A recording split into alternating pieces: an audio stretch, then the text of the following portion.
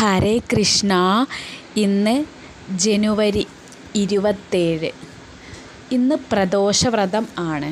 പ്രദോഷവ്രതം അതിൻ്റെ മഹത്വവും കഥയും ആചരിക്കുന്ന രീതിയുമൊക്കെ ഒന്ന് നോക്കാം. ഹരേ കൃഷ്ണ. ഭഗവാൻ മഹാദേവന് നേരെയുള്ള ഭക്തിയും ആചാരവും നിറഞ്ഞ ഒരു ഉന്നതമായ വ്രതമാണ് പ്രദോഷവ്രതം.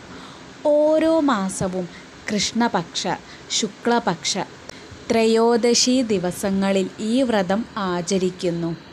ഈ ദിവസങ്ങൾ ശിവനാഥൻ്റെ പ്രത്യേക അനുഗ്രഹമുള്ള സമയമാണ്. പ്രദോഷവ്രതത്തിൻ്റെ കഥ എന്ന് പറയുന്നത് ദേവാസുര സംഗമം. ആ പാലാഴിമഥനത്തിനിടയിൽ ഹാലാഹലവിഷം പുറത്തു വന്നപ്പോൾ സൃഷ്ടിയെ രക്ഷിക്കാനായി മഹാദേവൻ വിഷം കുടിക്കുകയും അതിനെ തൻ്റെ കൈകൊണ്ട് അടക്കി നിൽക്കുകയും ചെയ്തു. ദേവതകൾ സന്ധ്യാസമയത്ത് ശിവനെ ആരാധിക്കുകയും അദ്ദേഹത്തിൻ്റെ ദയയ്ക്ക് നന്ദി പറയുകയും ചെയ്തു. അന്ന് നടന്ന ശിവപൂജയാണ് പ്രദോഷം എന്ന അനുഗ്രഹ സമയമായി തീർന്നത്. പ്രദോഷവ്രതത്തിൻ്റെ പ്രാധാന്യം ആരോഗ്യവും സമാധാനവും. പ്രദോഷവ്രതം ജീവിതത്തിൽ ആരോഗ്യം, സമാധാനം, സമൃദ്ധി എന്നിവ നേടാൻ സഹായിക്കും. മഹാദേവൻ്റെ അനുഗ്രഹ സമയമായതിനാൽ ഈ സമയത്ത് പൂജയും പ്രാർത്ഥനയും ചെയ്യുന്നവർക്ക് എല്ലാ ദോഷങ്ങളും നീങ്ങി സുഭിക്ഷത ഉണ്ടാകുന്നു. മഹാദേവൻ്റെ അനുഗ്രഹം.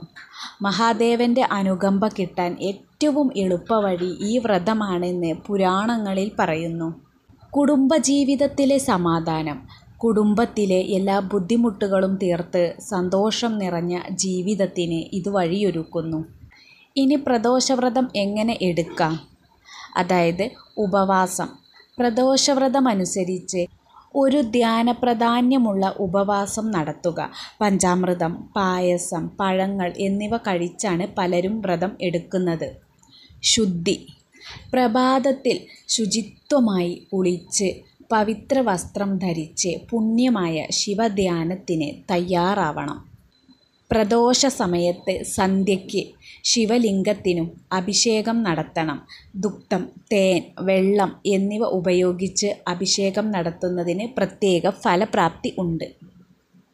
ഇനി മന്ത്രജപം. ഓം നമഃ ശിവായ എന്ന മന്ത്രം 108 തവണ ജപിക്കുക. പിന്നീട് അതിൽ കൂടുതൽ ജപിക്കാവുന്നതാണ്. ശിവസ്തുതികൾ പാടി ഭഗവാനെ ആരാധിക്കുക. ശിവലിംഗത്തിന് സമീപം വെളിച്ചം തെളിയിച്ച് പ്രാർത്ഥന നടത്തുക. ദീപാരാധന ശിവഭക്തിക്ക് ശക്തിയേറുന്നു. ഈ വ്രതമനുഷ്ഠിച്ചാലുള്ള ഫലങ്ങൾ ദാരിദ്ര്യം, രോഗം, ബുദ്ധിമുട്ടുകൾ എന്നിവ ഇല്ലാതാകും. ശിവാനുഗ്രഹം ലഭിച്ച് ജീവിതം ധന്യമായി തീരും. ആത്മവിശ്വാസവും മനസ്സമാധാനവും വർദ്ധിപ്പിക്കുന്നു. കുടുംബാംഗങ്ങൾക്ക് സമാധാനം, ഐശ്വര്യം, സന്തോഷം എന്നിവ ലഭിക്കുന്നു. ശിവൻ്റെ ദയാപ്രവാഹത്തിൽ നമ്മുടെ എല്ലാ ദോഷങ്ങളും മാഞ്ഞ് പുതിയൊരു നല്ല ജീവിതത്തിലേക്ക് കടക്കുന്നു. ഈ പ്രദോഷ ദിവസം ആത്മീയതയും ഭക്തിയും നിറഞ്ഞ മനസ്സോടെ പ്രാർത്ഥിക്കുകയും ശിവനാഥൻ്റെ അനുഗ്രഹം തേടുകയും ചെയ്യുക. മഹാദേവൻ എല്ലാവരെയും അനുഗ്രഹിക്കട്ടെ.